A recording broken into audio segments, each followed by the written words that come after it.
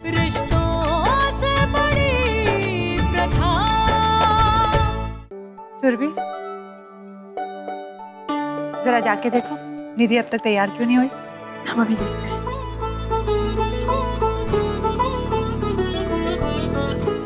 लाओ हम भी मदद कर।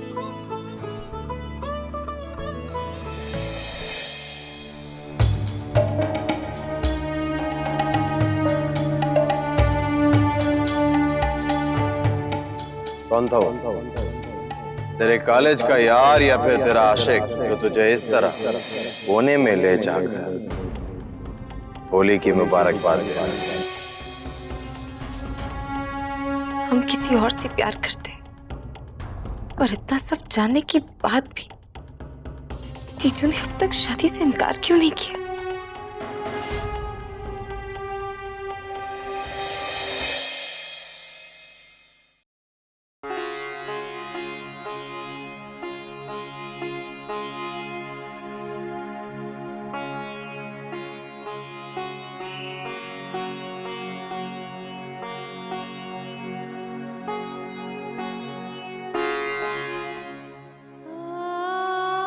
तुम तैयार हो ना? भाभी, सम्राट के घर से कोई खबर आई? निधि, कौन सी खबर? हम समझे नहीं। लेकिन हम समझ गए।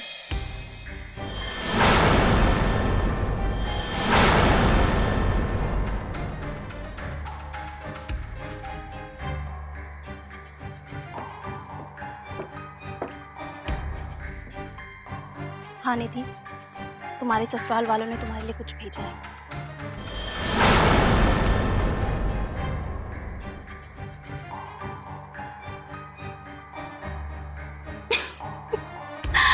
अरे वाह, ऐसे क्या देख रही हो निधि? कमाल है, पहले तो शादी करने के लिए मना कर रही थी और अब चोरी चोरी अपनी पसंद नापसंद भी बताने लगी।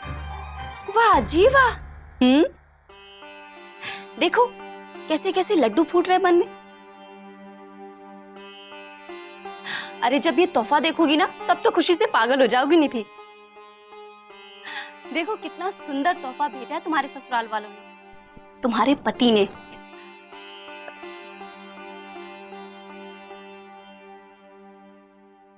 अच्छा है ना?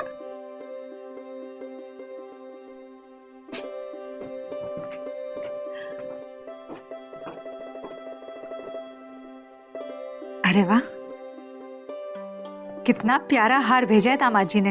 बहुत ही सुंदर डिजाइन है, हमारी निधि पर खूब जमेगा, है ना? हाँ माँ, सिर्फ जमेगा ही नहीं, इसे पहनकर निधि बहुत खुश भी रहेगी। और नहीं तो क्या। हम अच्छी तरह जानते हैं अब वैसा कुछ भी नहीं होगा। हमारी बेटी उस घर में राज करेगी, राज। सीमा, निधि को हार पहनाओ, जरा देखे तो अपने पति का पहला तोहफा पहनकर हमारी बेटी कैसी लगती है।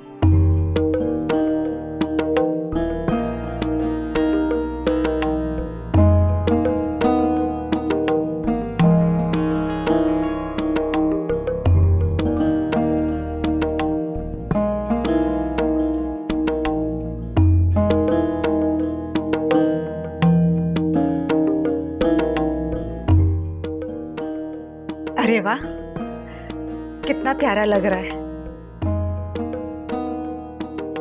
जी माँ जी, सचमुच बहुत प्यारा लग रहा है। भगवान करे कि इनकी जिंदगी भी इस हार की तरह बहुत खूबसूरत बन जाए। हमारे नंदोई जी ऊपर से बहुत सख्त दिखते हैं लेकिन अंदर से बहुत रंगीन है, तभी तो इतना सुंदर हार भेजा है। इस हार को तो देखकर कोई पत्थर दिल इंसान भी पिघल जाएगा।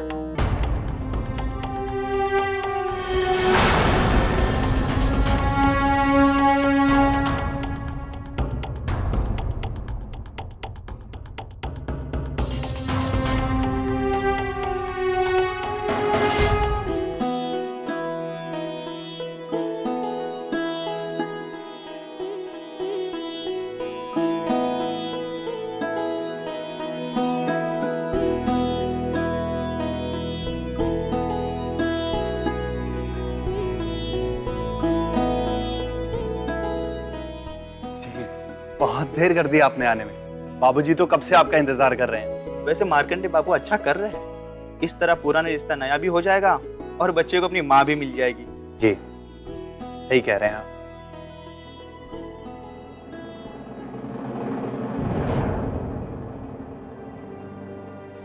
अरे सुनो, तुम लोग काहे झूठ मूठ के इधर उधर घूम फिर रहे हो? जौन जौन मेहमान आते जा रहे हैं उनको अच्छे से खिलाओ पिलाओ।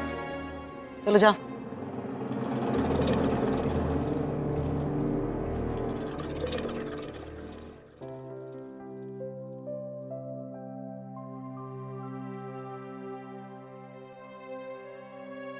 यहाँ तो बड़ी धूम मची है। ऐसा लग रहा है जैसे बाबूजी अपनी पहली लड़की की शादी कर रहे हो। क्या तमाशा क्या है ये?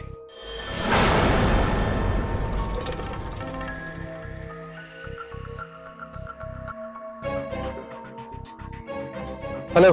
हाँ त्रिभुवन भाई, क्या हुआ? पहचान नहीं पाए क्या? अरे भाई हम बोल रहे हैं सैनी। हमने साहब से आपके बारे में बात कर लिया है और साहब भी आपसे मिलने के लिए टाइम निकाल लिया है। साहब अभी क्लब में हैं और बहुत अच्छे मूड में हैं। आप जाके अभी मिल लीजिए, आपका काम पक्का हो जाएगा। शुक्रिया भाई, हमें आपसे यही उम्मीद थी।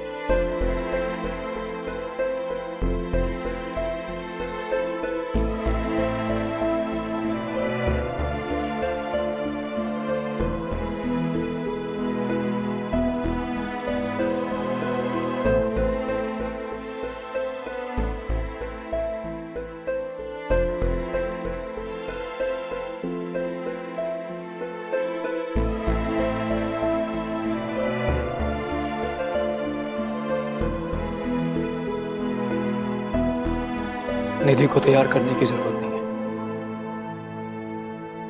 सब बेकार ही जाएगा।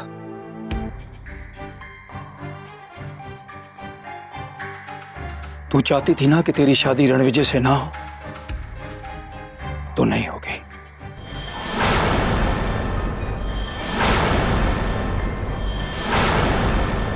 मैं तेरी इच्छा के खिलाफ तेरी शादी नहीं होने दूंगा। ये तेरे बड़े भाई का तुझसे वादा है निधि।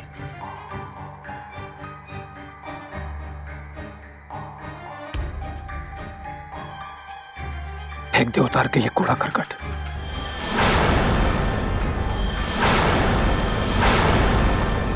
हो जाकर आराम कर।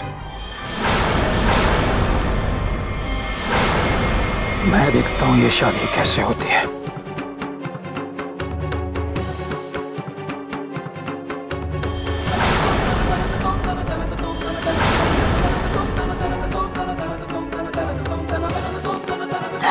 देखिए, आप ऐसी बातें मत कीजिए। अभी तो शादी होने वाली है और निधि भी ये शादी करना चाहती है।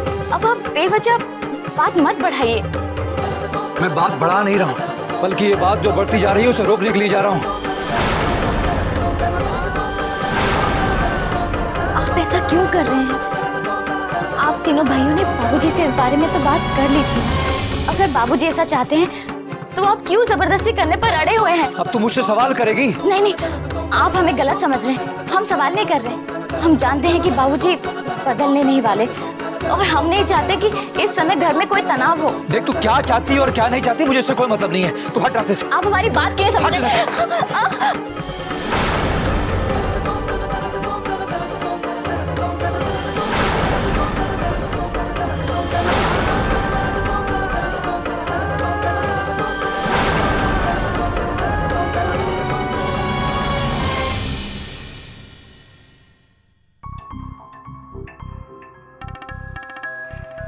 कैसी बीवी हैं आप दीदी?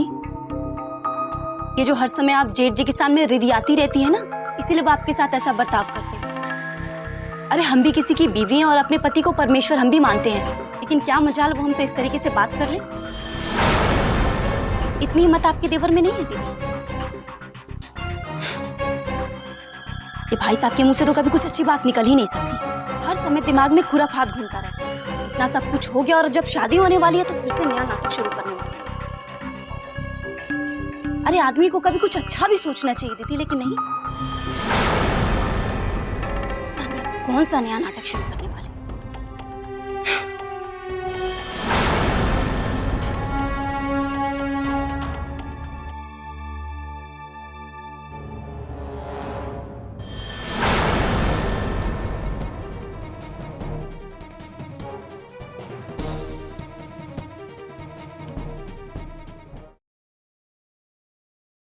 क्या करें खुद समझ नहीं आ रहा।